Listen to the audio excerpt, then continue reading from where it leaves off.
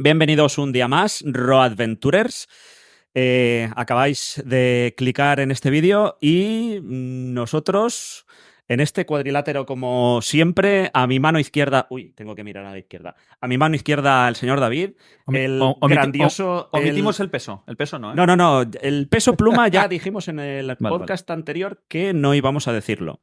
Pero sí hacerte una presentación lógica para que todo el mundo que estáis detrás de las pantallas o detrás de los audífonos puedan saber quién está aquí dirigiendo el cotarro.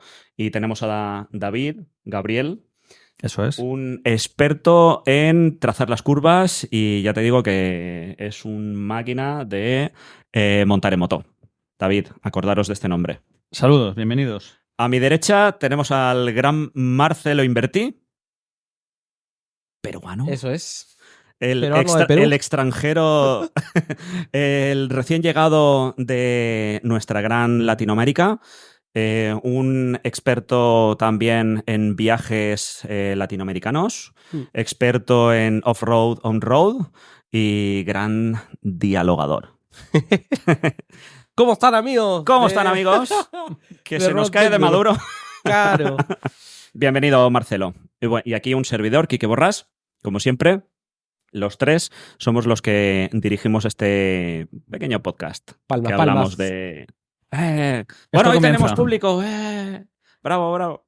Bien, el tema de hoy nos vamos a dirigir, recién llegamos del viaje de Cárpatos con un grupo y creo que es el mejor momento para poder hablar del viaje del centro de Europa, hablar de tours, hablar de países, características, rutas, sitios bonitos donde ir, que poder visitar, que comer, hacer un poquito de balance de lo que hemos vivido, de todas las experiencias que hemos adquirido en este tipo de viajes y sobre todo, pues bueno, David y yo ya hemos hecho bastante este tipo de viajes. Marcelo es el que se encargará hoy de dirigirnos, de hacernos las preguntas y nosotros pues contestaremos lo que buenamente sepamos. Eso, mis amigos. El día de hoy voy a hacerles entrevistador y les haré algunas preguntas que salen un poco de esta curiosidad por descubrir más lugares, por seguir viajando, por seguir conociendo y sobre todo disfrutar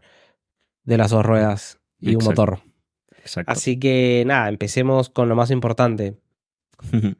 Me gustaría que me haga un pequeño resumen de cómo ven Europa Central, de cómo ven en general estas rutas importantes que hay, con algunas anécdotas. Bueno, partimos de la base que acabamos de hacer el viaje hace unos días. Lo tenemos bastante fresquito. La característica principal es que estamos en Europa. Entonces, cualquier español, cualquier persona que viva en la Unión Europea sabe que las fronteras están abiertas, aunque tienen sus peculiaridades, pero viajar por Europa hoy en día con cualquier tipo de vehículo es muy fácil. Muy fácil, con tu DNI. No hace falta ni siquiera llevar el pasaporte detrás, pero bueno, ahora comentaremos unos pequeños detalles del viaje del centro de Europa. Por el resto, lo más característico es hacia dónde te diriges, hacia dónde vamos, qué países vamos a atravesar y cada uno de esos países pues tiene sus características técnicas. David, si quieres... Sí, bueno, me uno un poco a lo que dice Quique. Europa es un continente, no es el más grande, pero bueno, es amplio. Tiene países cada uno tiene sus pequeñas diferencias respecto a los otros. Pero Europa generalmente es un viaje donde no tienes problemas con los visados, no tienes que planificarlo con demasiada antelación, podemos manejarnos con nuestro permiso de conducir, los pasos fronterizos son más fáciles que si tocas otros continentes, con lo cual requiere de menos planificación, con lo cual puedes dedicar más tiempo en la preparación del viaje a los sitios a los que vas a visitar, a las carreteras que vas a hacer, a los puertos de montaña que vas a hacer, más que específicamente preocuparte de los visados, del tema de la documentación, de los seguros médicos. Aunque, como bien dice Quique, no todos los países de Europa pertenecen a la Unión Europea y hay algunos de ellos que tienen sus peculiaridades y sí que hay que tenerlos en cuenta. Pero es Europa. Se me acaba de ocurrir algo en base a lo que tú decías. Si es que estamos hablando que los pasos fronterizos son mucho más fáciles, se me acaba de ocurrir una pregunta. Y es la siguiente. Hacer estos viajes estando tan cerca y siendo tan bueno, no sé si tan fáciles, pero menos complicados, digámoslo, me lleva a dos posibilidades. Orientarme netamente a hacer carretera todo el tiempo y disfrutar de ciertas rutas que me imagino que ahora responderán, o enfocarlo más al lado turístico, de descubrir pueblos, masías, castillos, qué sé yo. ¿Cómo lo ven ustedes? Se puede enfocar de muchas maneras siempre y cuando tengas en cuenta el tiempo que va a estar recorriendo estos países. Si tienes más tiempo, podrás hacer un turismo más específico, viendo castillos, o sea, visitando por dentro los castillos, preparándote una ruta que puedas, por ejemplo, en Rumanía, pues visitar la cueva de sal que hay. Luego, un tema de carreteras, pues claro, como las carreteras son abiertas, tú puedes prepararte esa ruta pasando por esas carreteras y luego llegando a una población o a una ciudad que sea turística. Entonces ahí ya puedes hacer ese turismo. Claro, porque entiendo que básicamente hay como dos tipos de viajeros, ¿no? Los que quieren ir rápido y no les interesa mucho conocer cosas, sino solamente disfrutar del camino y disfrutar de su moto en esos lugares. Y los que, disfrutan del camino, pero prefieren también hacerlo de una manera más lenta, disfrutando de los pueblos, haciendo un turismo mucho más clásico. Tratando de enfocar lo que ustedes saben y su expertise a la gente que está atrás de esto, que o puede tomar una o la otra o las dos, depende del tiempo, que es la variable, ¿no? Correcto. Sí, comparto un poco lo que comenta Quique. A ver, al final, Europa es variada. Dentro de Europa, el interés turístico te lo puede despertar más enfocado a la montaña. Tenemos dos cordilleras muy importantes, como son Alpes y como son Cárpatos.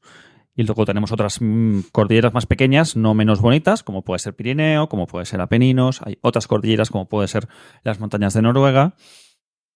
Esa es una parte importante del atractivo turístico en moto que despierta Europa. Pero Europa, por otra parte, también tiene otro tipo de atractivos, incluso de naturaleza, como pueden ser parques naturales, como pueden ser lagos. Eslovenia, por ejemplo, es un país muy pequeñito, muy desconocido, que es muy bonito en cuanto a naturaleza. ¿Vale? Y luego tenemos también zonas boscosas, por ejemplo, de Rumanía, tenemos zonas boscosas de Bosnia, tenemos unas zonas muy bonitas también que tienen que ver con naturaleza. Y además tenemos capitales europeas muy bonitas, de las que aparecen en las agencias de viaje, que es curioso que en una agencia de viajes te va a aparecer París, pero no te va a aparecer Timisoara. Y sin embargo, Timisoara para mí tiene un encanto muy importante y no es tan conocida como otras capitales. Entonces, Europa puedes visitar montaña, curvas para los amantes de ese tipo de turismo en moto, enfocado a los grandes puertos y solo a los grandes puertos, solo a los lagos y muy poquito ciudades. Puedes enfocarlo a una parte de montaña, una parte de bosques, una parte de lagos y a una ciudad, o enfocarlo más a algunas capitales europeas más desconocidas, pero muy bonitas. Llamémoslo. O un poco de todo.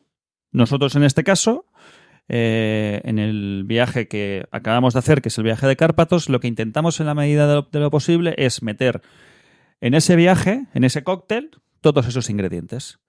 De tal manera que, evidentemente, habrá gente que se quede un poco con ganas de un poquito más de montaña, gente que se queda con ganas de un poquito más de ciudad, pero metemos un poquito de todo. De tal manera que tenemos, por ejemplo, visitamos parte de Dolomitas, tenemos Lagos Glogner, tenemos Transfagarasan, tenemos Austria, pero a la vez metemos, por ejemplo, otras cosas. En el Cárpatos del año anterior hicimos el lago Bled. Tenemos, por ejemplo, el Danubio. Visitar el Danubio es una maravilla. Tenemos ciudades muy bonitas. Tenemos, por ejemplo, Sibiu, tenemos Timisoara, tenemos Budapest, Brasov. tenemos Brasov.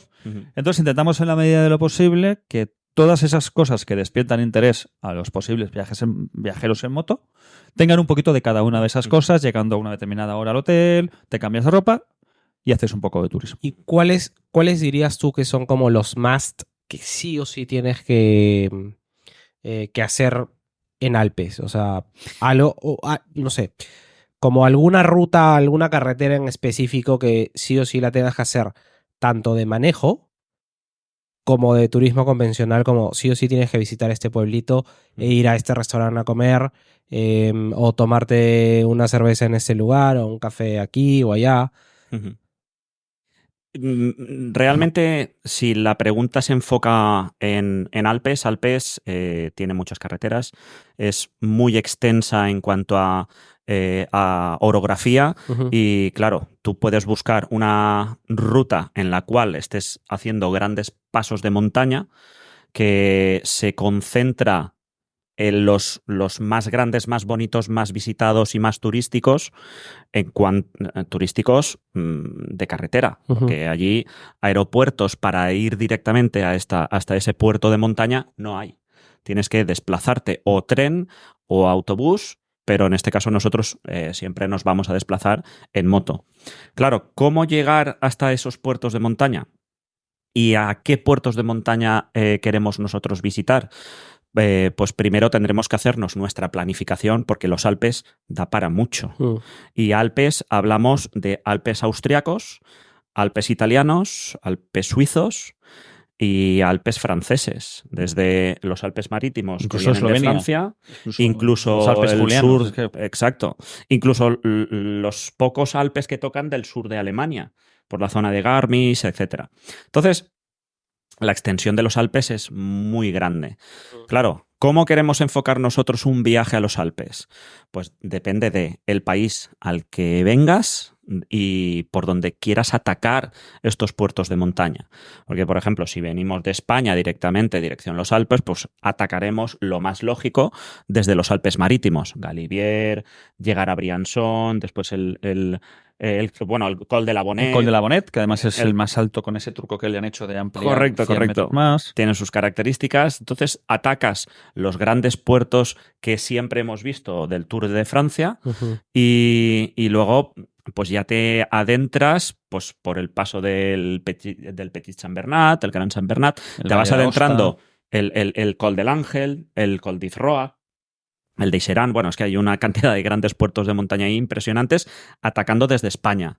¿Que atacas desde Hungría o directamente de Austria o que atacas del norte? Pues ya entras por otros puertos de montaña. Los Glockner, atacas el norte pues viniendo por Interlaken, los Grandes Lagos. Es otro tipo de turismo, pero que al final todo confluye todos los caminos llevan a Roma. Pues todos los caminos te llevan al Sustenpass, al Furka-Pass, al Overall Pass, al Grimsel Pass, que son los 4 potentes en donde gira, digamos que es el epicentro de los Alpes. Vale. Mejor explicado, imposible. Y hablando un poquito de geografía, algunos datos que puedan compartir sobre, datos muy puntuales como gasolineras o restaurantes o ciertas cosas que podrían compartir. A ver, Alpes, por ejemplo, desde hace ya un tiempo para esta parte es un destino muy habitual para gente que viaja en autocaravanas, gente que viaja en moto, con lo cual, en principio, problemas de gasolina no va a haber. A ver, solo motos con el depósito muy pequeño y con una mala planificación podrían quedarse sin gasolina, pero es muy poco probable. Es posible, pero no probable, ¿vale? ¿Por qué? Porque evidentemente también se ha convertido en un negocio. La mentalidad, por ejemplo, de los suizos o de los austríacos no es como la de los países latinos de querer hacer negocio de todo, pero al final también son conscientes de que es una fuente de ingresos. Yo llevo viajando a los Alpes ya unos 15 años aproximadamente. De 15 años para esta parte hay más gasolineras, hay más y mejores hoteles, hay más y mejores restaurantes y cada vez esos restaurantes están más abiertos a clientes de todo tipo de países, ¿vale? Al principio eran muy cerrados con el idioma, tenían una comida muy propia de su país. Yo recuerdo los primeros años, por ejemplo, que fuimos a Andermatt, que fuimos a Basen, las cartas, por ejemplo, había veces en las que no estaban ni en inglés siquiera. Costaba que estuvieran en inglés. Entonces era un poco complicado porque además los españoles con los italianos tenemos una comida bastante parecida, pero cuando te acercabas a Austria o te acercabas a zonas de la Suiza austríaca, de la Suiza alemana, que Suiza se ve muy influenciada siempre por los países limítrofes, se te complicaba un poquito en las comidas, en los desayunos, eran muy distintos. Pero a fecha de hoy, de 2024, no hay ningún problema con los hoteles, no hay ningún problema con los restaurantes, no hay problemas con las gasolineras. Lo que sí que suele haber, que los españoles no estamos muy acostumbrados, es que, bueno, últimamente sí, es que hay muchas gasolineras que funcionan con tarjeta. Lo que no hay en los Alpes son gasolineros que te ponen la gasolina. Pero cada vez estamos más acostumbrados a ese tipo de manejos con tarjeta. Hay países en los que le puede llamar la atención a la gente que te cogen una fianza. Tú le pones gasolina, ¿vale? Y te descuentan de tu tarjeta 120 euros, 100 euros, que es el máximo que se puede poner. No pasa nada. Por mi experiencia, no ha habido ni una sola vez en la que luego no te hayan descontado el dinero que te tienen que descontar. Correcto. No pasa nada. Respecto a eso que comentas, David, antiguamente, y hablo antiguamente de hace 8 o 9 años, esas máquinas sí que te lo descontaban por el tema del banco y había veces que te lo devolvían a la semana. Sí. La diferencia. Hoy en día ya no pasa eso.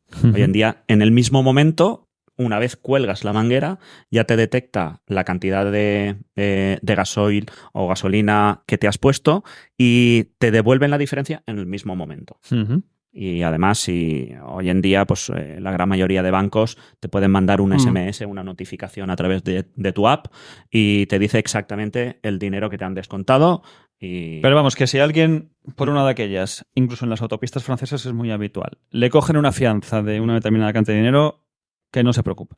Por mi experiencia, te descuentan solo lo que te han tenido que descontar. Dato, porque para gente extranjera fuera de la Unión Europea, a mí me ha pasado en España, echando gasolina a la moto, que claro, más que te o sea, más que te debiten los 150 euros de poner el tanque lleno, porque al final no sabes cuánto va a entrar en litros, te congelan 150 euros y, como dices, Quique, cuelgas la manguera y te sale, no sé, has utilizado 60, 100, lo que fuere, y solo te hacen el cobro de eso, pero te congelan 150 euros. Correcto. Entonces, ¿qué me ha pasado con la tarjeta peruana? Si hay gente que está viendo esto en algún otro país, que no tenga miedo, no pasa nada, calma, Alpes que no les va a pasar nada. Alpes es muy seguro, no es propio. Que te cojan los datos de tu tarjeta con interés fraudulento. Sí, sí. No es normal la pillería más propia de otros países, de otros continentes que de Europa. Y estamos hablando de Suiza, Austria, Francia, digamos la parte top de el turismo, un poquito de incluso clase media alta. De aventura. De aventura, pero aventura media alta.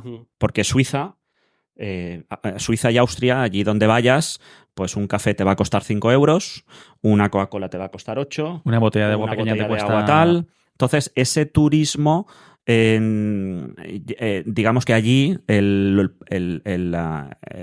negocio local ya tiene su propio negocio, no va a hacer estafas por ningún lado. El negocio de allí no es la pillería. Para nada. O sea, que la gente que venga de otros países, es más, es muy llamativo y siempre explicamos en los tours. Sobre todo es muy importante porque enseguida coges la costumbre de hacerlo. Y es cuando estás en Suiza, estás en Francia, vas a los grandes puertos, siempre en la zona donde te haces la foto porque está el cartel del puerto. Es muy normal para el colectivo motero, para los ciclistas, para la gente que va en autocaravanas, que lleguemos con la moto, dejemos las motos, nos quitemos los guantes, dejemos los guantes encima de la moto, dejemos el casco encima de la moto, las llaves puestas, no pasa nada. Yo, particularmente, en todos los años que llevo viajando a los Alpes, Quique igual, nunca Quique y yo hemos comentado una anécdota de que sepamos que a alguien le han robado nada. Ahora, cuando vayamos a otros países, claro, vayamos a nuestras costumbres, te cojamos los guantes, no dejemos las llaves. Pero Suiza, Austria, Alemania, Alpes Marítimos, zona del Estelvio, son zonas en las que puedes estar muy tranquilo de que dejas tu moto, dejas tus guantes, te vas, te haces la foto, echas un vistazo, te vas dentro del hospicio, compras la pegatina, porque eso es lo habitual de los puertos de montaña. Claro. La dinámica es... Perdona, Kike. Sí. La dinámica cuando vas a los grandes puertos de montaña de los Alpes, que está pensado así, el turismo funciona así, es que llegas al puerto y hay una zona donde a veces más grande, a veces más pequeño, donde dejas las motos, tienes un cartel con un formato determinado que es muy atractivo para los moteros, te haces la foto y casi siempre tienes una cafetería o un antiguo auspicio, y cuando eran pasos de carretera para el ganado o para determinados transportes, que es reconvertido a cafetería, donde puedes comprar tu pegatina de Gran Puerto. Y te la llevas a tu casita de Te la pones en la maleta, lo que es lo habitual. Nada, no suele haber robos, no suele haber... No, y eso es muy típico para autocaravanas, motos, ciclistas, sobre todo los pasos de montaña que son típicos del Tour de Francia o del Giro de Italia típicos porque históricamente han sido pasos desde una población como el Val d'Aosta hasta otra población un poquito más al norte, que es ya cruzando al otro país. Entonces, claro, este tipo de zonas va a estar siempre preparada para el turismo, siempre. Ahora, nos vamos a otros países que hemos estado comentando, como por ejemplo Hungría, como por ejemplo Rumanía, para hacer Cárpatos, como por ejemplo a la vuelta pues hacer Serbia, hacer Croacia y hacer Eslovenia o el norte de Italia, ¿vale? ¿Qué características tienen estos países también cuando vas a montar en moto y hacer un poquito o un poco mucho de turismo recorriendo sus carreteras? Claro, si nos desplazamos desde el norte de Italia, cruzamos Alpes y ya nos pasamos a Austria, una vez cruzamos a Hungría, porque Austria sigue siendo igual que Suiza, país desarrollado, muy seguro, tiene muchas partes de Alpes, la zona del Tirol es muy característica porque, menos en invierno, que está todo nevado, pero en verano prácticamente está todo verde, las casas bien colocaditas, todo lleno de flores. Muy rural. Muy rural, exacto, todo bien estructurado, el césped bien cortado. Todo el mundo allí tiene su jardincito con su zona de confort para la primavera y para el verano. ¿Qué ocurre en invierno? Se recrudece lo que son las temperaturas, pero tienen deportes de invierno, ¿vale? Foqueo, esquí, etcétera, etcétera. Bueno, claro, tienen y tienen turismo todo el año. Pero ya una vez pasas de la capital de Austria, que es Viena, ya te vienes para Hungría y ya cambia totalmente el paisaje. Ya. Estamos hablando de que Hungría es prácticamente plana. Pero plana que montañas te los encuentras en el sur de Eslovaquia, norte de Hungría, pero son colinas. No llegan no superan... Pero tiene Budapest. Tienes el Danubio. Exacto. Es lo que hablábamos antes. Ni todo tiene que ser montaña, ni todo tiene que ser visitar capitales. Lo bueno es que puede encontrar eso, ¿no? Una variación, Budapest algo merece más... la pena. Totalmente. Ver el Parlamento, ver el Danubio, tener la suerte a lo mejor de hacerte un mini tour por el Danubio en barco, incluso cenar, que es un tipo de turismo muy dado allí. Precios muy asequibles en Budapest. Correcto. Muy asequibles comparado con Austria. Empieza a cambiar un poquito. Subir, por ejemplo, al Bastión de los Pescadores, que nosotros siempre lo hacemos con nuestros clientes. Han llegado un momento, aparcamos las motos, vamos enseguida a hacernos una foto al Parlamento y caminando, que Budapest es una ciudad que te la puedes hacer caminando, subimos hasta el Bastión de los Pescadores. Y en el Bastión de los Pescadores tomamos una cervecita con vistas al Parlamento, con vistas al Danubio, y luego nos vamos a cenar. Eso es algo que también quería preguntarles, ¿no? Desde esta curiosidad de no haber estado ahí, me gustaría interesar un poco y enfocar la pregunta por el lado cultural, separándola y disgregándola en... Es diferente, el tipo de personas que hay es diferente según los países en lo que estén. En base a su experiencia y siempre aterrizando todo con algunas anécdotas graciosas o no graciosas o como quieran, ¿me podrían comentar un poquito sobre eso? Mira, sí que es verdad que Hungría en este caso, que es del país con el que podemos empezar a disociar y disgregar un poquito la cultura de esta zona, Hungría sigue siendo un europeo pues, como nosotros nos conocemos, e incluso aquí en España somos muy parecidos, muy hermanados. En cuanto a la construcción de las casas, sí que es verdad que es un poco diferente, pero porque allí les gusta mucho la unifamiliaridad.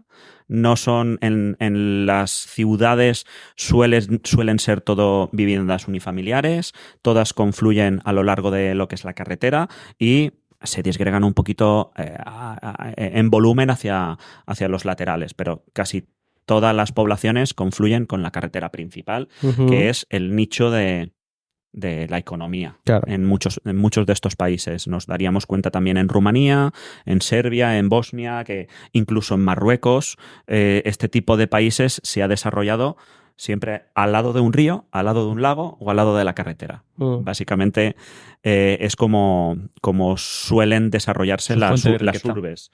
Exacto, pues al final es un paso de transeúntes, paso de comercio, y al lado del comercio pues siempre se van desarrollando gasolineras, estancos, supermercados, lo que sea.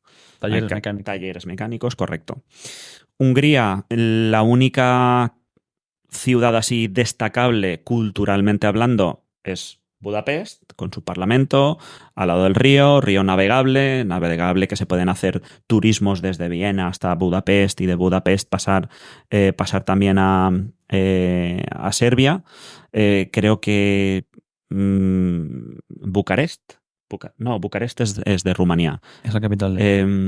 Sí, no me viene ahora la capital. Ahí es un turismo muy de crucero fluvial, sí, que te lleva hasta, claro, todo lo que es el cauce del Danubio, que además es un río potente, muy, muy importante. Y es muy atractivo. Creo que Budapest es una ciudad para visitar. Exacto. Claro, todo lo que conlleva alrededor de Hungría pues es muy, muy plano. Carreteras muy rectas y nosotros en este viaje, por ejemplo, lo que hacemos es hacer Viena-Budapest, una mañana en Budapest para poder visitar y subir al Bastión de los Pescadores. A mediodía comemos y ya nos vamos dirección Rumanía, que pues al final tenemos los días contados y dependiendo del tipo de turismo que está haciendo este viajero, pues iremos más rápidos o un poco más lento visitando pues, las diferentes zonas.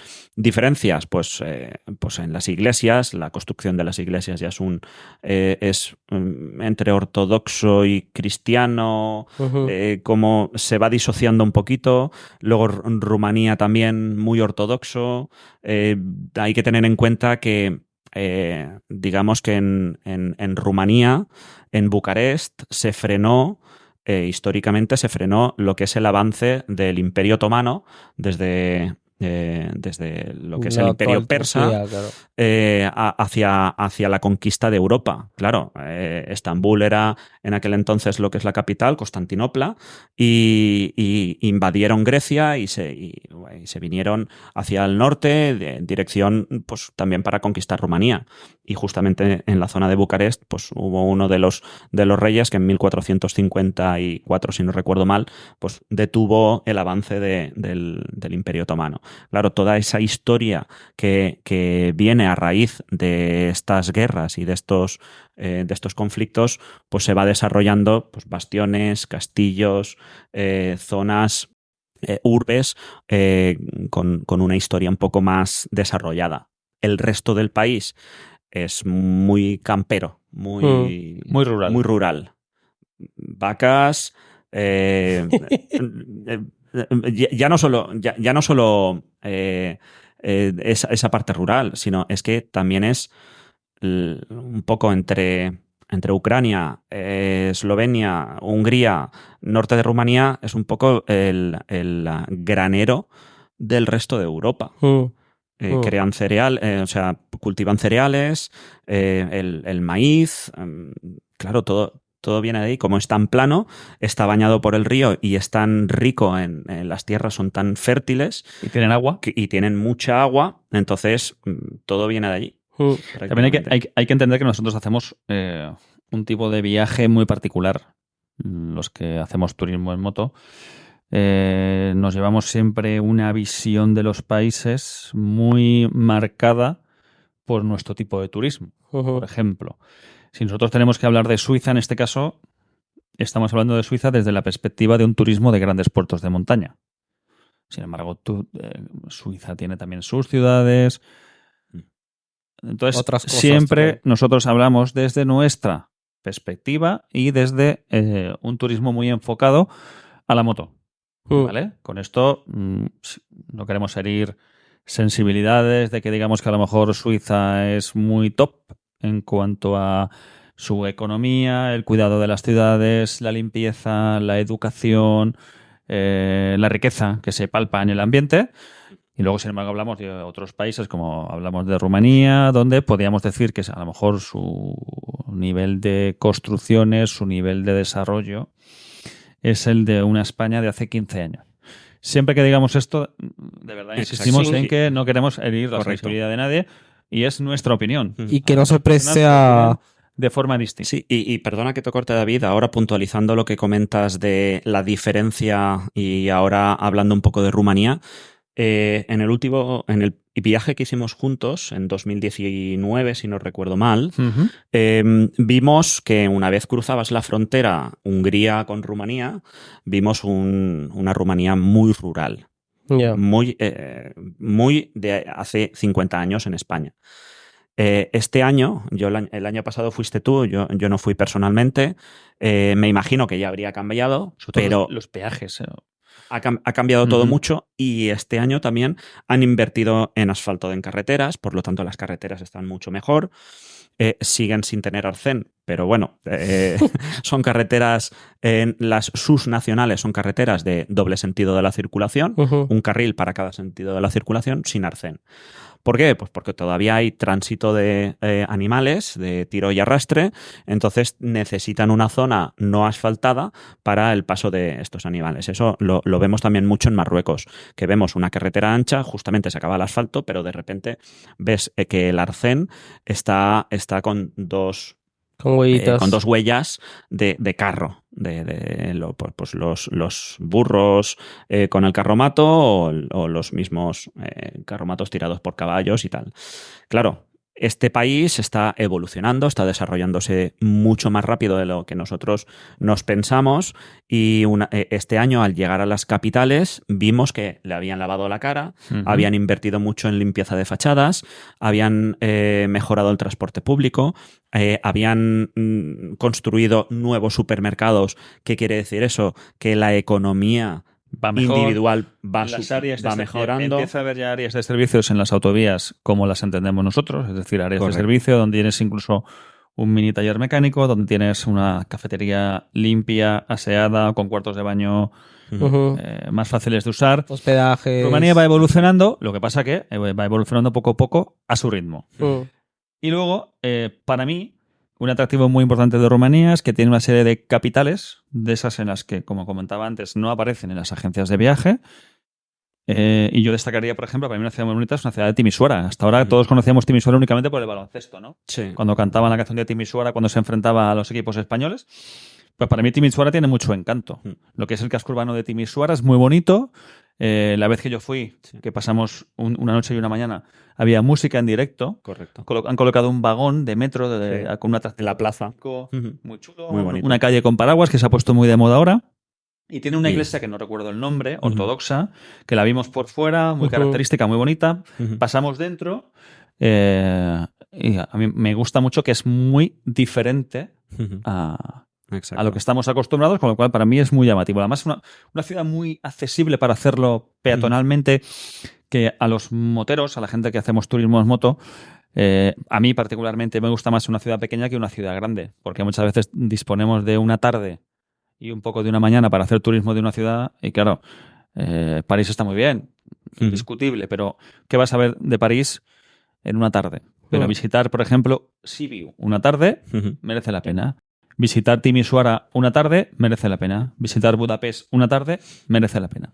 Pues Timisoara merece la pena y Sibiu merece la pena. Y Sibiu además es una ciudad de paso obligado porque Sibiu es la ciudad perfecta para unir la Transalpina, que es la carretera más alta de Rumanía y digamos la que podríamos posicionar en un segundo lugar en cuanto a atractivo motero, que es la Transalpina, que podemos hablar en este momento o en otros sobre esta carretera, y finaliza, digamos, la forma de encajar más fácilmente la Transalpina con Trasfagarasan, que es la primera carretera más interesante a nivel motero de Rumanía, la enlazas con Sibiu, con la ciudad de Sibiu. Yeah. Y la ciudad de Sibiu se caracteriza porque tiene mucha influencia alemana y en la construcción de la plaza de Sibiu tiene un aspecto muy alemán y se caracteriza ya como anécdota, y ya me callo y dejo hablar un poco. Me gusta. Pues en los tejados de las ciudades tiene una especie de aperturas y le llaman la ciudad de los ojos. Si miramos imágenes de Sibiu, veremos cómo las casas son muy, muy, muy alemanas, como si fuera... ¿cómo se llama la ciudad esta que sale en Heidi? Donde era Clara. Bueno, típicas ciudades alemanas con las fachadas rectas, con los tejados muy típicos alemanes, pues Sibiu es así, y en esos tejados típicos con influencia alemana tiene una especie de ojos y le llaman la ciudad de los ojos, ¿no? La plaza de los ojos. Y es muy bonito. Y lo curioso es que eso no está en ninguna agencia de viajes. Pues aparcar tu moto después de haberte recorrido la Transalpina, después de haber tomar visto... tu cafecito. Aparcas la moto, dejas en el hotel, te cambias de ropa, te vas a pasear a la plaza principal de Sibiu, cenas en Sibiu, das una vuelta por alguna de las zonas más características que le tienes que dedicar a lo mejor 1 hora, hora y media, 2 horas. Ese tiempo imprescindible para estirar las piernas, satisfacer un poco ese interés turístico no rutero y afrontar la etapa siguiente, que en este caso la etapa siguiente serían nada más y nada menos que el Trasfagarasan, que es la carretera de moda en este momento en Europa y justificado. Es una carretera que merece la pena visitar. Me pica el bichito de ir ahí. Yo en este momento estoy aquí y ya lo estoy pensando. Porque es que este año ha ido él, no yo. Sí. Entonces ya... Justamente este año hemos tenido extra de osos en la carretera de Trasfagarasan, porque el año que fuimos tú y yo juntos nos encontramos una familia de osa y oseznos. Y 2 más, creo que... dos más, sí. Un poquito más adelante, este año nos hemos tenido que deleitar con 5 familias de osos en la misma carretera. Cada vez hay más. Y es un problema, porque no sé si habéis escuchado en las noticias, una excursionista de 19 años iba con su pareja y, bueno, se la cogió un oso, se lo llevó y la mató. Cogida de la mano y, bueno, por desgracia, la muchacha perdió la vida. Pero bueno, estamos hablando de animales salvajes y, claro, a la gente que viene en grupo con nosotros siempre se lo decimos. Estamos tratando de pararnos delante de un animal salvaje que come... Sí que es verdad que come bayas, come tal, pero come fruta. Sigue siendo salvaje. Hay en Rumanía hay mucha tradición con el tema de los osos. Los rumanos han siempre sido... tienen mucha tradición en cuanto al circo. Y uno de sus animales predilectos a los que ellos le hacían hacer cosas atractivas para la gente que iba al circo, claro, los domesticaban, les hacían montar en patinete, tal, eran los osos. Ahora, con el paso del tiempo, ya no les dejan hacer ese tipo de espectáculos con osos. Claro. Entonces, muchos los han soltado. Hay una asociación muy famosa o una protectora muy famosa en Rumanía que acoge a todos esos osos, la mayoría muchas veces maltratados, algunos de ellos. Con esto no queremos meternos en polémicas acerca de los circos ni nada por el estilo, pero había algunos de esos osos que estaban muy dañados psicológicamente y esta protectora los ha acogido. Entonces hay mucha tradición de osos en Rumanía y se ha convertido también en uno de los motivos en los que genera turismo. Y hay, para que la gente lo sepa, la carretera famosa en Rumanía donde se produce ese avistamiento de osos es cuando bajas del Trasfagarasan, que vas dirección a Brasov, que es la ruta que hacemos nosotros. Antes del famoso castillo de Drácula, es decir, de Vlad el Empalador, hay un desfiladero que baja por una presa y esa es la zona donde se produce el mayor avistamiento de osos. Que te lo anuncian, te llegan mensajes además al móvil, te llegan alertas a tu móvil a través de SMS diciendo que se ha producido avistamiento de osos. Que vayamos con cuidado. Y casi siempre en Google Maps sabemos que hay un oso porque te marca en rojo como que están todos los coches parados casi siempre en la zona. Como si fuera un atasco. Como si fuera un atasco, sabemos que es porque hay un oso que muchas veces se te ponen en el coche de manos, te hacen gestos porque sabes que eso va aparejado a que la gente le tire manzanas, le tire peras. Plátanos o lo que sea. Claro. Hay un porcentaje de un 90% de osos que lo que quiere es que le des fruta, que son amigables, que están acostumbrados a eso, que llevan mucho tiempo haciéndolo. Pero los momentos de celo, los momentos de no sé qué, a veces genera que alguno de esos osos, pues... O sea, podríamos decir que hay piratería de osos. Osos piratas que quieren frutas. La gran mayoría de esos osos están muy acostumbrados a que la gente pase y les dé de comer y lo que buscan es sencillamente fruta para comer.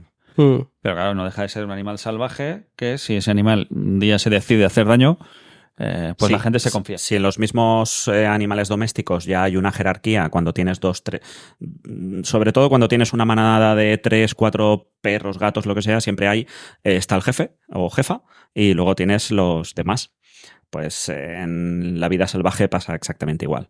Pero bueno, cambiando un poco de tema de la parte animalística, que sí que es verdad que hay que llevarlo muy en cuenta. A cada país donde vamos, informarnos exactamente de cuáles son los peligros que pueden suponer los animales salvajes. Si es un safari en África, leones, tigres, elefantes, etc. En Rumanía, pues osos. En Alpes, cagadas de vacas y cagadas de caballos sí. En la calzada. Que totalmente. Si metes el neumático delantero en una cagada relativamente reciente de un caballo o de una vaca, totalmente. Peligro. Una gelatina. Hay que informarse mucho. Por ejemplo, en el oeste de España se cruzan muchos buitres porque están muy cerquita de la carretera. Se cruzan buitres, se cruzan águilas, los mismos ciervos. Son animales salvajes que están en pleno campo y jabalís, pues jabalís. Sobre todo en Cataluña hay mucho jabalí. Y claro, este tipo de cosas nos tenemos que ir informando. Pasando ya de Rumanía y ya cambiando un poquito más de país, nos iríamos a Serbia, Bosnia, que es la gran desconocida para el resto de Europa, básicamente porque siguen estando fuera de la Unión Europea. Tienen su frontera y con razón. Te piden pues, pasaporte para entrar. Bueno, creo que con el DNI se puede entrar. Han llegado a determinados acuerdos con los países en los que con nuestro DNI, al tener medidas de seguridad, igual que nuestro permiso de conducir, lo aceptan como documento identificativo sin problema. Exacto. Tienen sus circunstancias, pero bueno, luego por la gestión de los vehículos, en algunos casos, tienes que abonar una cantidad de 5 euros por la gestión del paso del vehículo. De las motos no. De las motos no tienes que pagar nada. Simplemente presentas tu pasaporte y presentas la ficha del vehículo y ya puedes entrar al país sin problemas. Sí que es verdad que te obligan, pero esto te obligan en todos los países. Lo único que el seguro que te cubre en la Unión Europea, esto a no ser Unión Europea, el seguro del vehículo y el seguro personal de asistencia, tienes que saber y ver en tu ficha que te cubre Serbia y Bosnia. Son 2 países que tendrías que comprobar antes de salir de viaje que si tienes un accidente en estos países que te pueda cubrir. Y si no te cubre...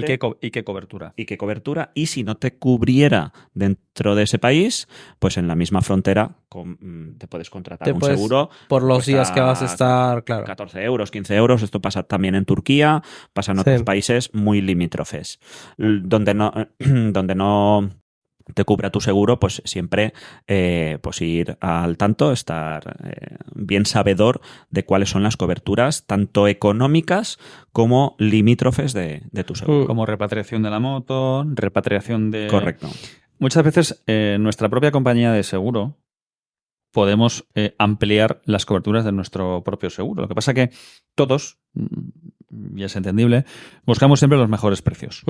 Y a veces los mejores precios de nuestra propia compañía de seguros es con unas coberturas más limitadas que si pagamos más. Claro. Si pagamos más, tenemos más coberturas. Si pagamos menos, tenemos menos coberturas. Con lo cual, a veces podemos en nuestra propia compañía de seguros hablar con ellos y decirles, mira, voy a salir de viaje, voy a ir a Europa, quiero ver qué coberturas tengo y qué coberturas puedo llegar a tener. Y a veces pagando un poco más conseguimos una cobertura mayor para viajar en el extranjero, que si a lo mejor no tenemos ninguna intención viajera y pretendemos manejarnos con nuestra moto por nuestra ciudad, pues no nos hacen falta.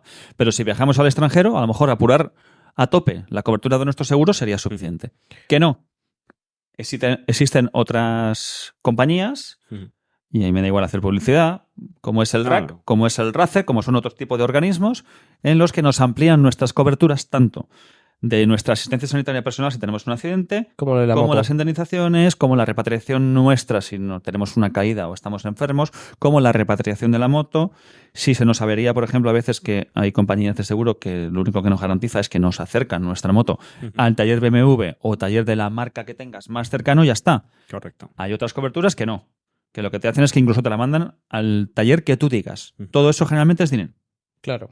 Pero eso es bueno preverlo y hacerlo antes. Que no, pues que yo estamos acostumbrados a apagar fuegos cada 2x3 por cosas que van surgiendo. Pero lo lógico sería que todo el mundo esto, como la segunda llave, como otras muchas cosas que nosotros siempre recomendamos en los viajes, que todo esto lo lógico es que lo hagas con un poquito de antelación. Correcto. Sí que es verdad que si viajas dentro de Europa hacia dentro de Europa, pues las facilidades son máximas, porque incluso tu seguridad social de tu propio país, en este caso españoles, con su seguridad social que la estás pagando con tus impuestos, te cubre en toda Europa tu seguridad social. Sí, Te sacas la tarjeta europea. La tarjeta de europea. asistencia sanitaria. No tienes que pagar nada, simplemente la Es gratuita. solicitas a tu seguridad social y te la mandan. Eso tiene creo que es un año, ¿vale? Y al año te la tienes que Con eso lo que renovar. pasa es que exportas tu derecho de asistencia sanitaria Española a cualquier español, otro país de pero la comunidad. te atienden con las características de la asistencia sanitaria de ese país. Ese país. Ese matiz es importante que la gente lo sepa. Ahora, la diferencia que tienen la gente, el turista extranjero cuando vienen aquí, es lo mismo que cuando nosotros salimos fuera de la Unión Europea. Tenemos que tener nuestro seguro de viaje, nuestro seguro de asistencia, con unas muy buenas coberturas y sobre todo si nosotros viajamos a países que para nuestra economía son países más caros. Si yo tengo un accidente y me tienen que atender sanitariamente en un hospital en Estados Unidos, pues allí la asistencia sanitaria se tiene seguro, que... Sin seguro no te atienden. Ve vendiendo tu moto Exacto. para que te pongan para una que te radiografía. atiendan. Claro. Exacto.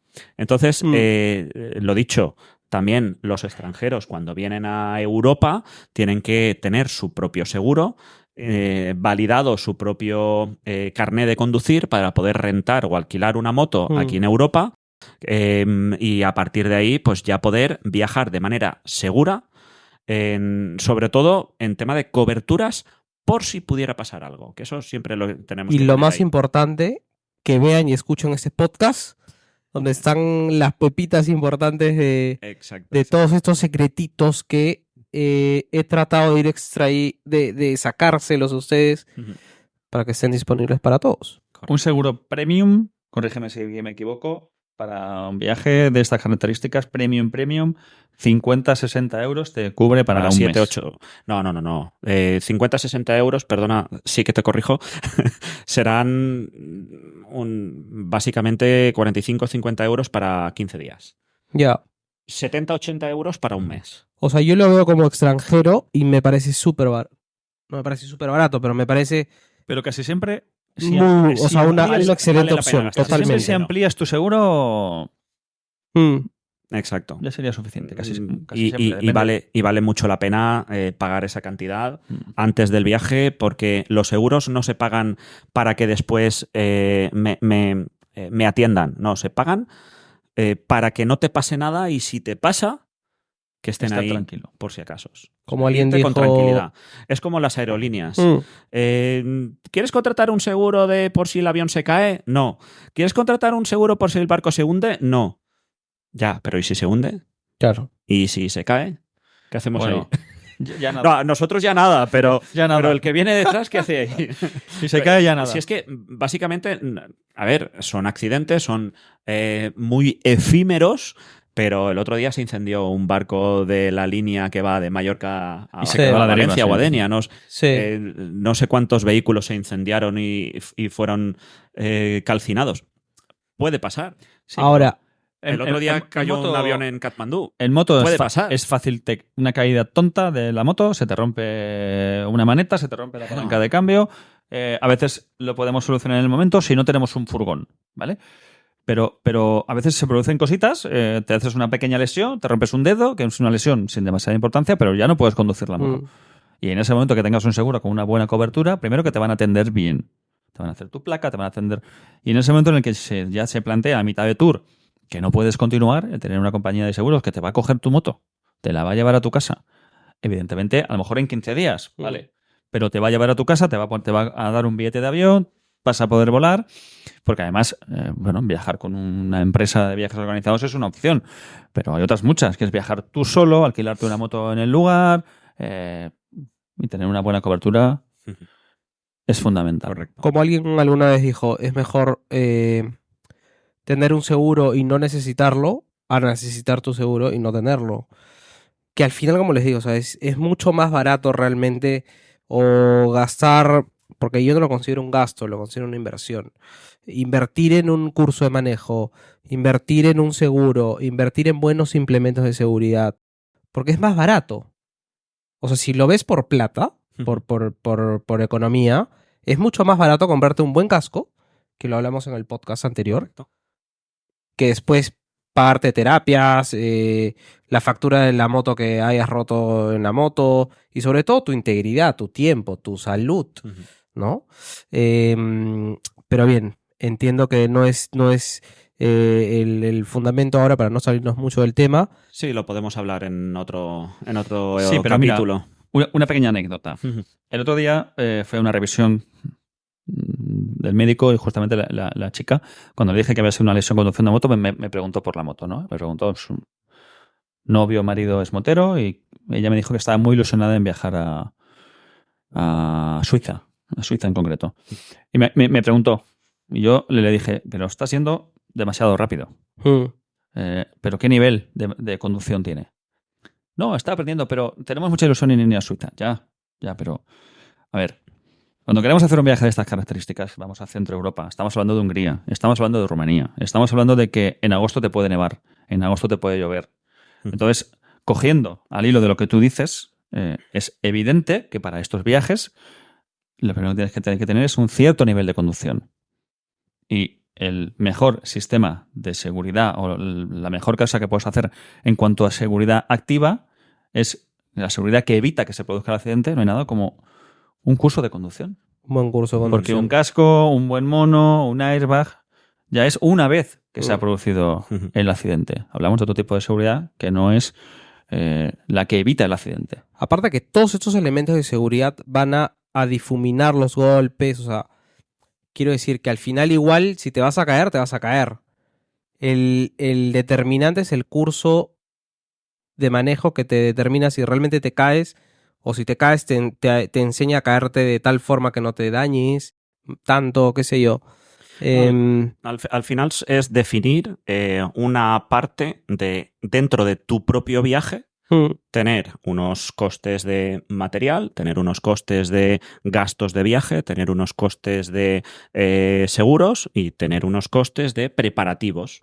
Y dentro de los previos, pues se pueden incluir muchas opciones. Deben.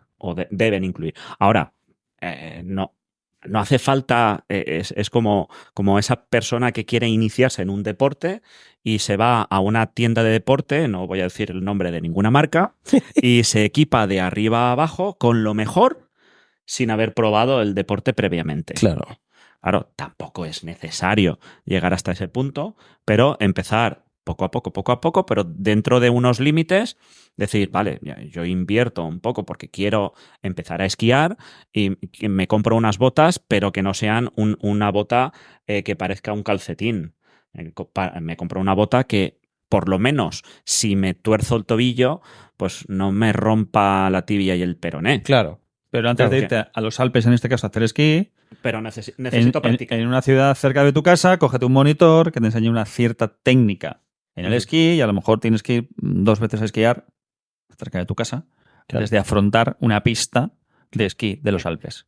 Pues los viajes en moto, lo ideal sería que una persona antes de afrontar un proyecto de estas características, de rutear por Centro Europa, pasar a Bosnia, pasar a Rumanía, con una señalización vial distinta, con carreteras en las que los peraltes son distintos, en las que se inundan a veces cuando llueve, lo ideal sería que dentro de la preparación de ese viaje Y ya ni una propia preparación como piloto. Ya ni te cuento si te vas a Reino Unido y conduces por la izquierda. Claro. Son características. Disculparme, pero se nos va la hora. No puede ser. Se nos va. No puede ser. Llevaremos 10 minutos, ¿no? Sí, 10 minutos, son 56 ya, hablando aquí sin parar. Tenemos que despedirnos. Como siempre, agradeceros Hasta luego. A los dos, por supuesto. Estamos en el episodio de hoy.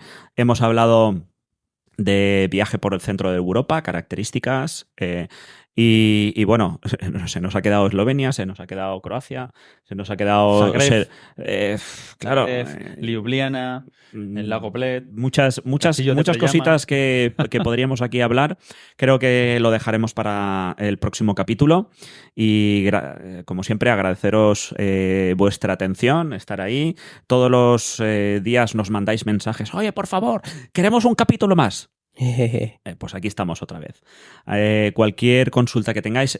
En este capítulo no nos ha dado tiempo ni a ver la parte de los mensajes que nos mandan para poder responderlos. Los dejaremos para el próximo capítulo. Gracias, David. Gracias, Marcelo. Siempre un placer. Gracias, Quique. Y nos vemos en el próximo capítulo. Muchas gracias. Un saludo. Hasta pronto. Y nos vemos hasta pronto.